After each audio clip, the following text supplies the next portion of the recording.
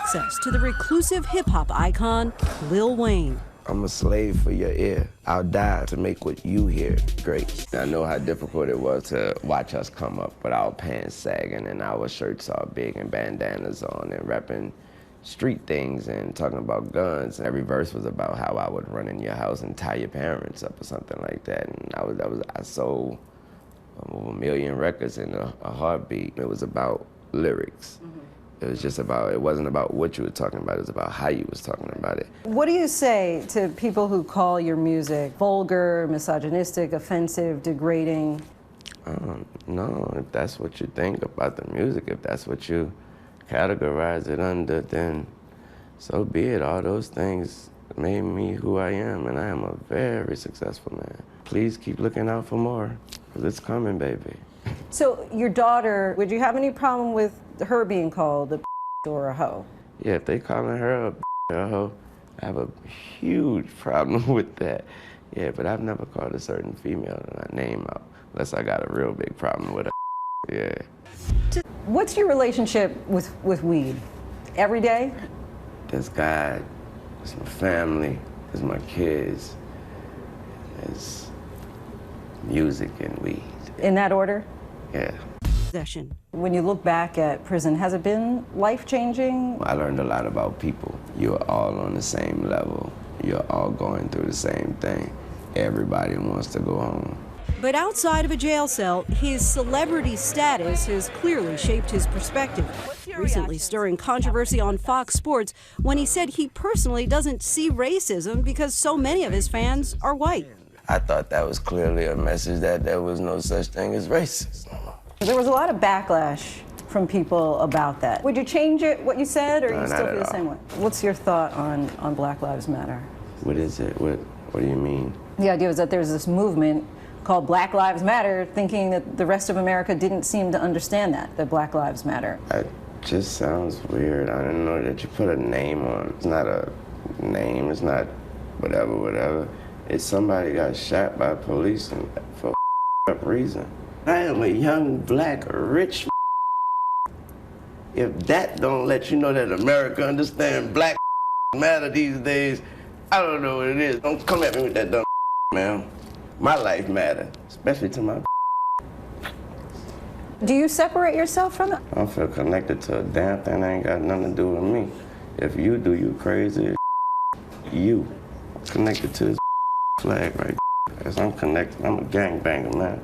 I'm connected. He ended our interview angrily. Politician. Lil Wayne is in the business of making music, not apologies. For Nightline, I'm Lindsay Davis in New York. So we all know that Wayne has been brought up on weapons charges. He's looking at 10 years in prison if found guilty. Well, 10 years is the maximum sentence that he could face. Well, here at the Sweet Pea Diaries, we have the official case in our hands, and there are a few questions that we're going to answer for people. Now, everyone is wondering, why did Wayne go down to meet with Trump?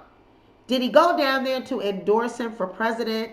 Is he somehow hell-bent or misrepresenting black people that bad? Why would you go down and meet with that racist? How come you don't know about Black Lives Matter? What is wrong with you, Wayne? Well, this is a person that doesn't think that racism exists. As long as the little white girls and white boys, they're riding skateboards, they're throwing themselves down at his concerts, he feels as though there's no racism. Well, he went to meet with Trump for two reasons. One, I really do believe that he wanted to endorse him for president because this boy is clueless. Two, this case has all to do with him meeting with Trump. So he said, if I give you my endorsement, you have to help me with these charges. These charges have been sitting since 2019. Not only was there a gun on board, but there was cocaine on board as well. In this case, there is no cocaine mentioned, only the gun charge. Where did the cocaine charge go? Now, if you met with Trump, Trump has the power to pardon. He has the power to remove charges. He's got the power to do anything he wants. He's the president of the United States. He supersedes everything. So it's not a coincidence that this case is now brought to the forefront. It's not a coincidence that Wayne's next court appearance is December of 2020. Trump leaves office in January. So they're going to get this out of the way before Trump leaves. Wayne already knows what his sentence is going to be, and it is not going to be jail time. If it was going to be jail time, Wayne would not have contracts with NFL. He wouldn't have contracts with people to do soundtracks. He wouldn't be making music. He wouldn't be, in commercials. He wouldn't be doing any of that if he was going to jail. I'm going to be reposting the receipts at the end of this video, but we also can prove this because I have the case in my hands. Now, in the case, it details all of the charges, but it also lists a few questions. The court is asking Wayne's attorney and asking the state, how long will it take the parties to try this case? And they both answer 0 days. Now, if you are trying someone that is a convicted felon and they were in possession of drugs and a firearm, why would it take you 0 days to try this case? Then there is an additional paperwork that is a waiver of indictment. Wayne's attorney issued a waiver of indictment on behalf of Wayne.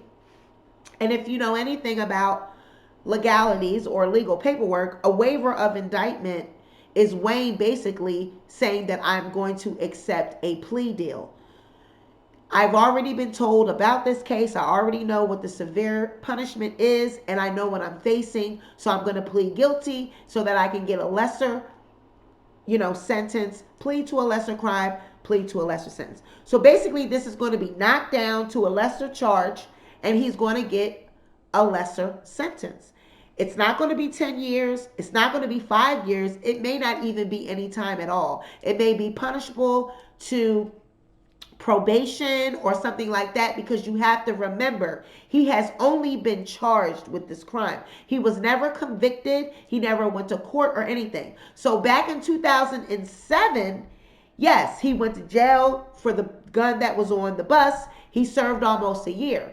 Well, fast forward to 2019, when they found the gun on the plane, they found drugs as well. Why aren't the drugs mentioned in the case? Why is only the gun mentioned in the case? Could it be that Trump had that removed? Could it be that that's the whole reason he went down there and met with Trump? There's a reason that Wayne went and met with Trump, and it has all to do with this case. It has nothing to do with politics. So when your attorney asks you to sign a waiver of indictment, it's basically you saying that I'm guilty, I'm going to take a lesser charge, and I'm going to plea out. So you heard it here first on the Sweet Pea Diaries. Wayne is not going to jail for 10 years. He's not going to jail, period. He's not going to do any time. Trump and him have already discussed this. His lawyer already knows this, which is why his lawyer was even on Instagram saying that he's not even looking for Wayne to do any time.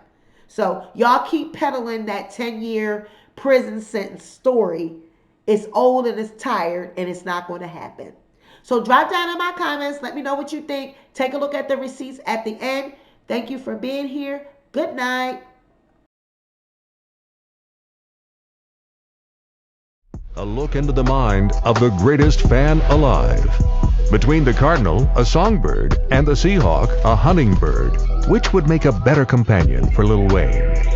I would have said Seahawk for survival purposes in case you need to whatever, but I think I could survive off of music alone, so I think me and the Cardinal will probably drop a few singles, and we'll be alright. Yeah. A fly take from the greatest fan alive. Watch Thursday Night Football on Prime Video. Kickoff at 8:20 p.m.